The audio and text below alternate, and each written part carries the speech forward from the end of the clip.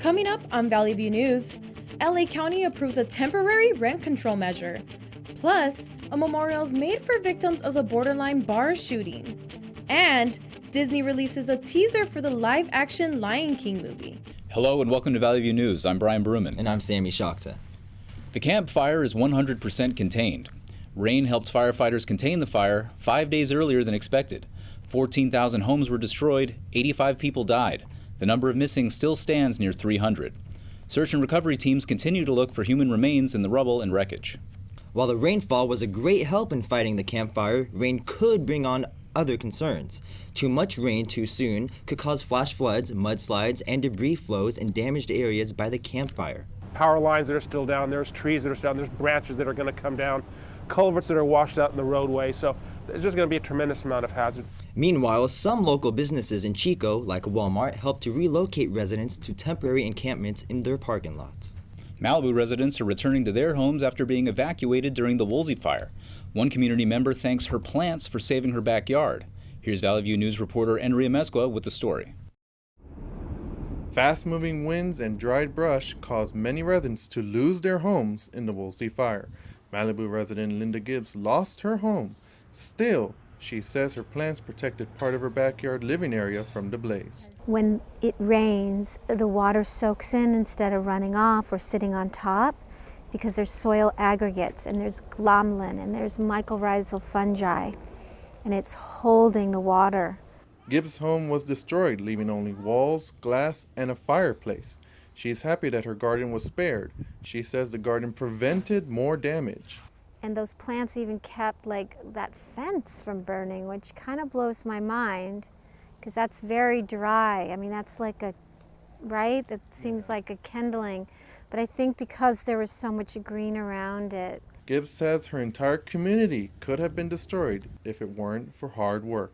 She says as firefighters were working on the fast-moving wildfire, a few brave men came back and kept some homes from being destroyed. It was work of their heart, but it's heartbreaking work. And their face shows the burden of those labors. One thing is for certain, if rain is expected in forecast, parts of these areas will be in danger to flash floods. In Malibu, I'm Enrie Amezcua, Valley View News. Home prices in the San Fernando Valley simmered down after hitting record-breaking highs. The valley's average sale price for a single-family home was $678,000 in October. In May, the average price was $708,000. Condo prices also dropped. The figures were gathered by Southland Regional Association of Realtors. They say the drop in values reflect consumer concerns over affordability, the economy, and steady increases in the homes listed for sale. Even though Proposition 10 failed, the LA County Board of Supervisors has passed its own measure to fight rising rents. They voted 4-1 to place a rent freeze on unincorporated parts of LA County. It prevents landlords from increasing rent by more than 3% for 6 months. Some apartment owners say voters don't want rent control and point to the failure of Prop 10 as evidence. But tenant advocate groups say rent control is still necessary in Los Angeles. U.S. Customs and Border Patrol agents closed the San Ysidro point of entry between San Diego and Tijuana. This happened after tear gas was fired on migrants trying to cross the border for asylum on Sunday. The border was closed for 6 hours. President Trump told the Mexican government that the migrants should be sent back to Central America. He also said the U.S. could close the border permanently if needed. Meanwhile, the Border Patrol said it used pepper spray and tear gas on migrants after being struck with rocks. No injuries were reported, however. Images of tear gas being fired on women and children sparked some public outrage on social media. General Motors is stopping production at 5 auto plants in the U.S. and Canada next year. It blames poor sales and lower gas prices. 14,000 jobs will be eliminated, but the cuts will save GM $6 billion by the year 2020. Some plants may restart, depending on contract negotiations with the United Auto Workers Union. The UAW is criticizing GM for the closures while opening new production lines in China. Winter arrived early for a large part of the U.S. 10 million people in the Northeast and Midwest were under a blizzard warning. At least 1,000 flights were canceled. Chicago's O'Hare Airport was hit hardest. It had more than 800 cancellations. 200,000 people lost power in Illinois. 50,000 lost power in Michigan, Indiana, and Wisconsin. The trial starts this week for the man who allegedly drove his car into a crowd of protesters in Charlottesville last year. Heather Heyer was killed by the car during the Unite the Right rally. James Alex Fields is charged with her murder. He also faces federal hate crime charges. Fields had neo-Nazi leanings on his social media accounts, but some white nationalist groups deny any association with him. A new rover has landed on Mars. NASA's InSight traveled 270 million miles to make the Mars landing on Monday. The rover avoided some potential problems before touching down. It had to avoid a hard landing that could have destroyed the craft. The landing site is a familiar one to NASA. The agency previously landed 7 other rovers nearby. The latest rover is expected to operate for at least 2 years before finally going silent, like some of its predecessors did. Now it's time for entertainment news from Valley View's Zaira Garcia. Zaira. Yes, thank you, Brian. A benefit concert in Westlake Village was held this weekend to help raise money for the families who lost their loved ones at the borderline mass shooting. Valley View's Daria Hariri tells us more. We want to thank you for coming. Just weeks after the borderline bar and grill mass shooting, Thousand Oaks came together to hold a benefit concert. The band, Twisted Gypsy, performed music from Fleetwood Mac while people gathered in support of victims' families. All donations go to the 12 families. So I'm a fundraising specialist, and this is what I do for charities. I've lived here for 20 years, so I wanted to get behind this and do something for the families. Much was donated, including food trucks and $100,000 worth of raffle items. Coordinators wanted to show a sense of community beyond just words. The thought of healing is in everyone's mind. They wanted people to heal together on this special day. The primary thing is that we start to heal and we don't look over our shoulders, that we know we love each other. I want people here today to dance, laugh, cry, but together. I mean, that's what it's about. People are grieving independently in their homes. This event is supposed to bring smiles. Still, people are in a state of shock. The hashtag Thousand Oaks Strong is something that represents strength, but fear at the same time. Parents of survivors from the mass shooting say they still feel helpless. They hope for more gun laws. And they'll ask about you say to your child, be safe before he left that night. Be safe, Max, I love you. But you don't know if that's the last time you get to say be safe, and how safe are your children going to be. We'll stand strong emotionally, physically, mentally, and we'll be healed by love. Since the borderline bar and grill mass shooting, the community has come together to help those in need. The money raised from this event will be donated to the Borderline Strong Memorial Fund. Reporting in Westlake Village, I'm Daria Hariri for Valley View News. Alec Baldwin pled not guilty to harassment and assault charges. He was accused of punching a man during a parking spot dispute. New York police say a driver pulled into a parking space reserved for Baldwin before the incident happened. The driver checked into the hospital complaining of jaw and neck pains. Baldwin appears in court January 23rd. The model Kim Porter was buried last weekend in Columbus, Georgia. Porter is music icon P. Diddy's former wife. 2,500 people attended her funeral. R&B singer Faith Evans and gospel singer Yolanda Adams sang during her funeral service. An all-trans fashion show hit the city of LA. Valley View's Melissa Rodriguez tells us more. Melissa? Hundreds of people gathered in LA for the Trans Day of Remembrance, an event that draws attention to the violence in the trans community. Bambi Salcedo came out with this idea. Because I think it's important to be seen. This is the 4th Garas all-trans fashion show hosted by the Trans Latina Coalition. Garas, also known as Groundbreaking Activism, Redirecting and Reforming All Systems, is centered around the Trans Day of Remembrance. This event is meant to empower, show strength, and beauty within the trans community. Trans Latina Coalition is a nonprofit providing services for trans and nonconforming individuals who have been released from prison and immigration custody.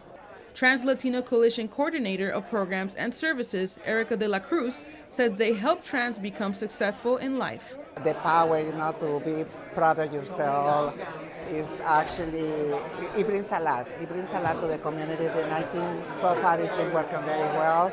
So I'm very proud to be part of the Trans Latina Coalition.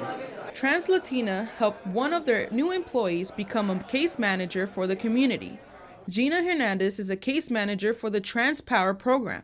Latin girl from Central America, and I saw the need of my own community. That's why I joined it, because I feel like I could offer the help that some girls need. Garas brings trans and gender nonconforming communities together. As allies, they use their talents for leadership and activism. Those talents and other multiple skills are helpful for raising funds that are needed by the trans and gender nonconforming community.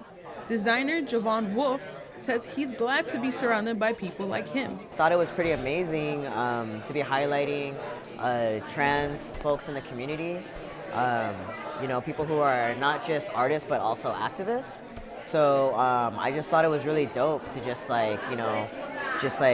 be with my peers and do this really empowering project together. So I'm just really excited about it. Although some people still don't support the trans community, Trans Latina Coalition is making a difference one fashion show at a time. In Northridge, I'm Melissa Rodriguez. Back to you in the studio. The Disney classic The Lion King returns to the big screen with live-action features.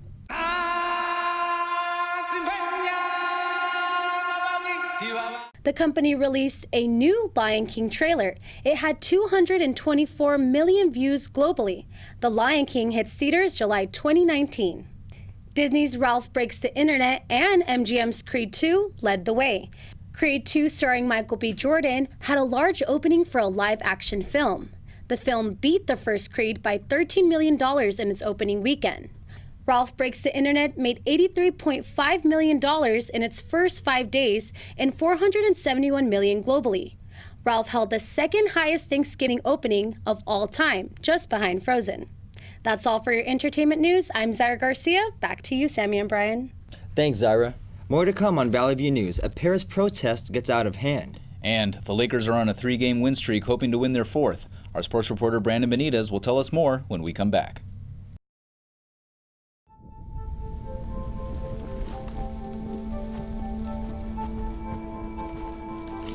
Eva Marie smoked 12,000 packs of cigarettes over 15 years. She quit, and now there's a new lung cancer screening that could save her life. You stopped smoking. Now start screening.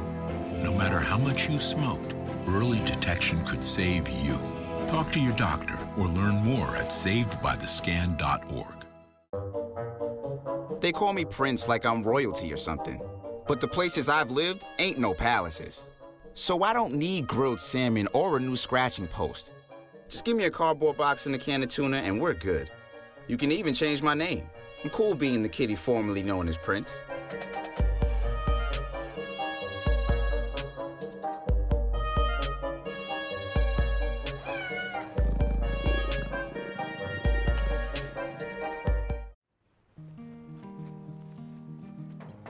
Hi, Meals on Wheels.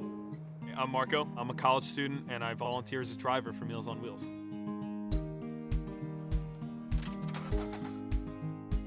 I think it's awesome meeting these people. I mean, they're so interesting. They've had so many wonderful experiences in life. Your community helps to raise you up into the person that you become.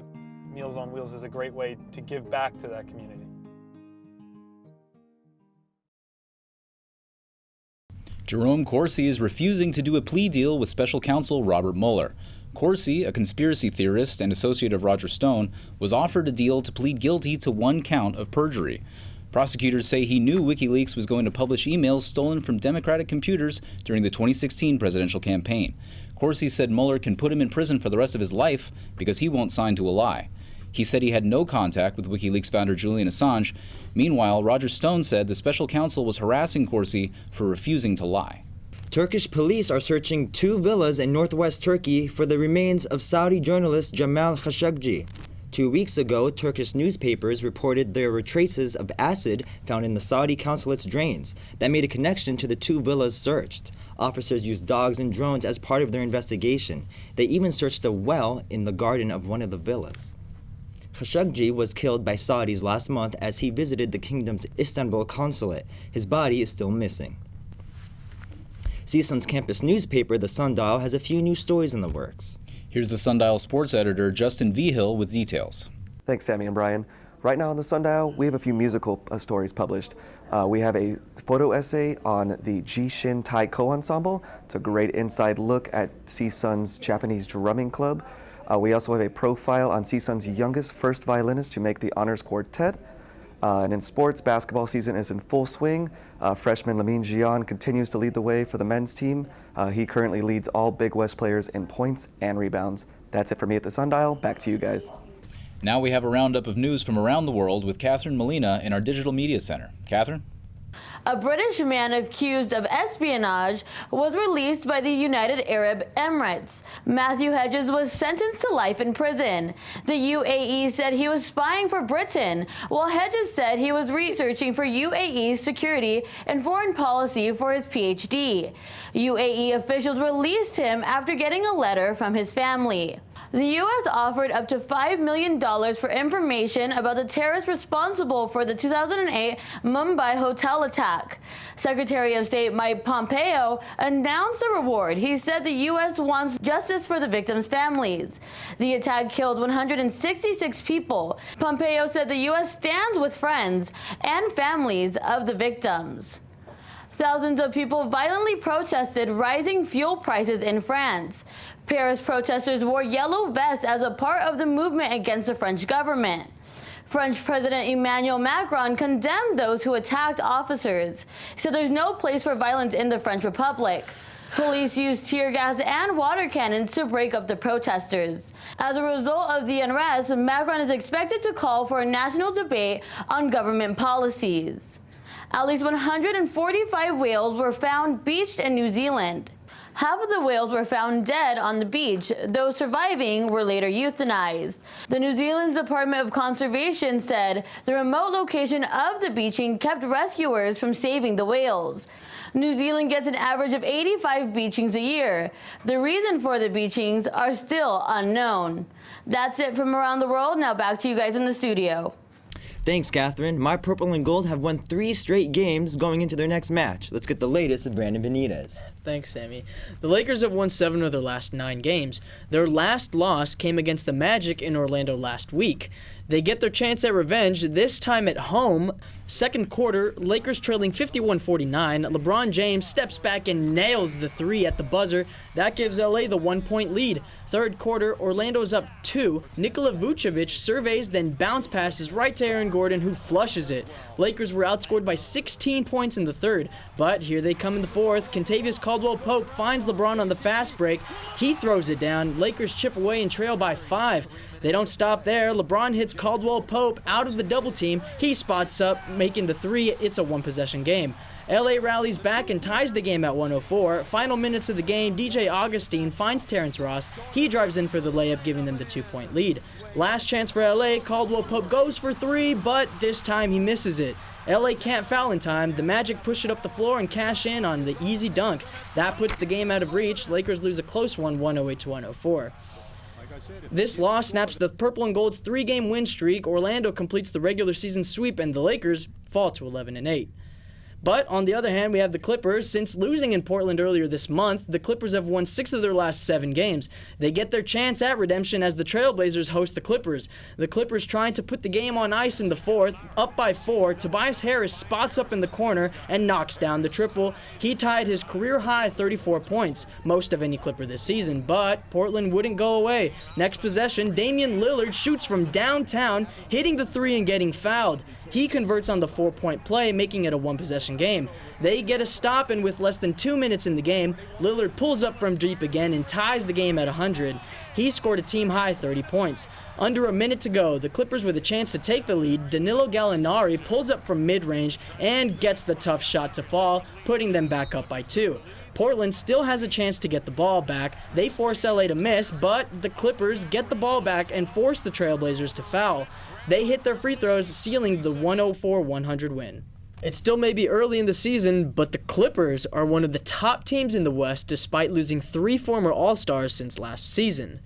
With the Chiefs on a bye week, the Chargers are looking to keep pace for the division title in the AFC West. Former UCLA quarterback Josh Rosen making his return to LA as the Chargers host the Arizona Cardinals. Opening drive, Rosen takes the snap off play action. He steps up in the pocket and fires it to Larry Fitzgerald. He breaks the tackle and scores for the early 7-0 lead. That's the 35-year-old's 5th touchdown of the year. Second quarter, LA down 10. Phillip Rivers slides to the left before finding Mike Williams in the corner of the end zone. That makes it a one-possession game. Later in the second, Chargers have the ball in Cardinal territory. It's a one. Gordon with a block and a big hole. Melvin Gordon. He's going to go all the way into the end zone. It's a Charger touchdown. That gives the Chargers the 4-point lead. The Chargers keep it rolling. Second quarter, Chargers near the goal line. Gordon takes the handoff. He cuts outside and muscles his way, scoring his second touchdown of the game. LA extends the lead to 11. Just before halftime, Rivers finds Williams again in the end zone. He toe taps his way for his second touchdown of the game. Bolts lead 28-10 at the half. They go on to score 45 unanswered points, winning 45-10. Rivers completed 25 passes in a row, setting an NFL record. They face the Steelers in a primetime matchup in Pittsburgh next Sunday. The San Francisco 49ers have ended the gamble that started in the first round of the 2017 NFL Draft. Middle linebacker Reuben Foster was taken 31st overall and widely considered a top 5 prospect in the draft. However, a diluted urine sample and an argument during the combine, along with a shoulder injury, resulted in his slide to the end of the first round. Now, after Foster's 2 arrests earlier this year, he was arrested again, this time for misdemeanor domestic violence charges.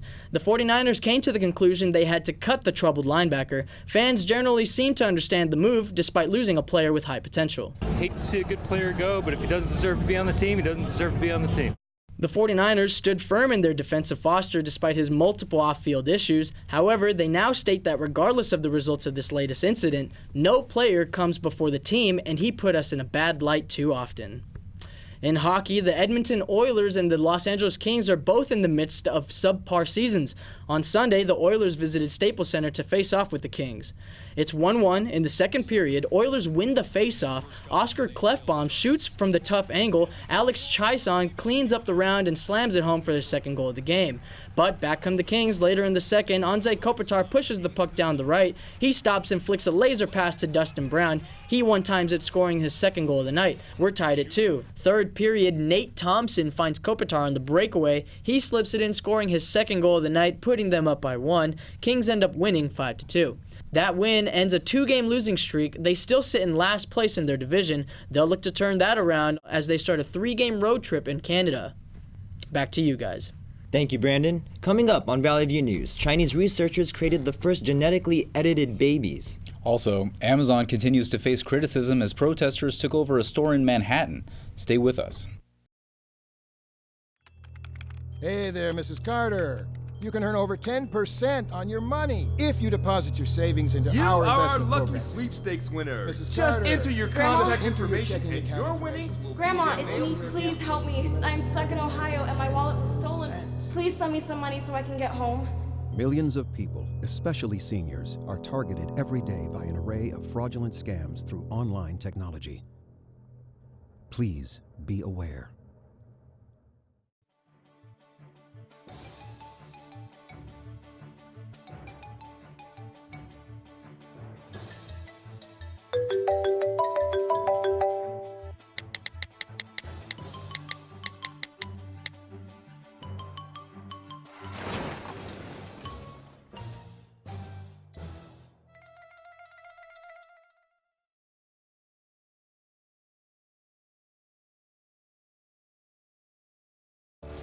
This year, patriotism shouldn't just be about pride of country. It should be about love. Remember that to love America is to love all Americans, because love has no labels. Christmas decorations are up at the White House. First Lady Melania Trump posted a video on Twitter showing the American Treasures display she helped design. The main tree is 19.5 feet tall. This is the Trump family's second Christmas at the White House. Bel Air, Texas now has a new member of its officer force. He's also the youngest one. 7-year-old Max Boatwright took his oath 2 weeks ago. He earned honorary status for his bravery and determination during his fight against cancer. Max's father says his son loves police officers, and the event meant the world to them both. Max already battled a brain tumor and leukemia. When reporters asked Max why he wanted to be an officer, he said he gets to catch the bad guys like the Joker. Parents are concerned about their children's safety as a new school regulation emerges. A technology company apologized to its workers who contracted on-site diseases.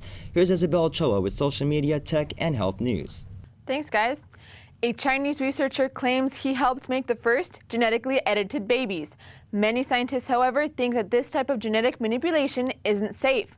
One researcher said this kind of gene editing is banned in the U.S. because changes to the DNA can pass to future generations, risking future gene pools. The Chinese researcher said he altered the DNA of 2 girls with a new tool that can rewrite the genetic blueprint.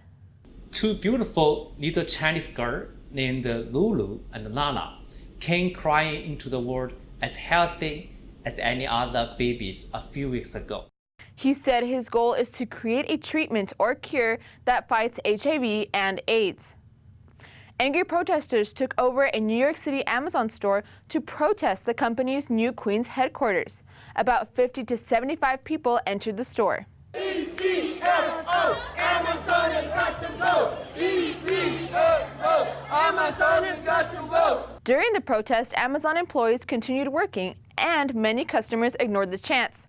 Amazon said they will create 25,000 jobs in Long Island City, Queens. However, there's outrage over financial incentives given to Amazon by New York. Amazon gets a $1.5 billion tax credit from the state and $500 million for construction. Some angry residents also think the deal will hurt public transportation, housing costs, and small businesses. Some Nebraska parents are wary of a new lunch program requiring their children to use their fingerprints to pay for their lunch. The Westside School Public School District started the program 2 years ago. Now officials claim it's a success. Parent Justin Osterfoss thinks parents should decide whether or not their children should be fingerprinted.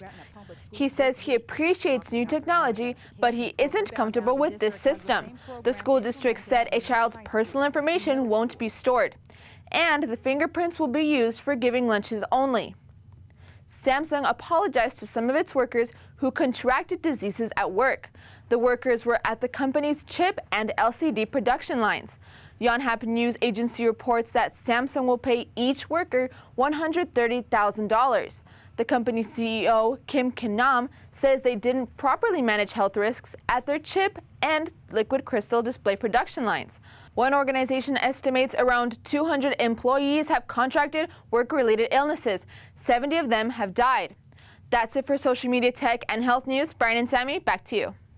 Mexico is known for many culinary dishes. Tijuana, for instance, is known for its tacos. This is Tacos El Paisano in Tijuana, Baja California, Mexico. They serve tacos de carne asada and adobada. Some of their customers cross the border just for the tacos. They make handmade tortillas and grill the meat as you order. Their tacos include avocado, cilantro, onion, and salsa. You can enjoy one of their tacos for about $1.25. Tacos El Paisano is family owned by Hector Chavez, who runs the shop now. They recently celebrated their 50th anniversary.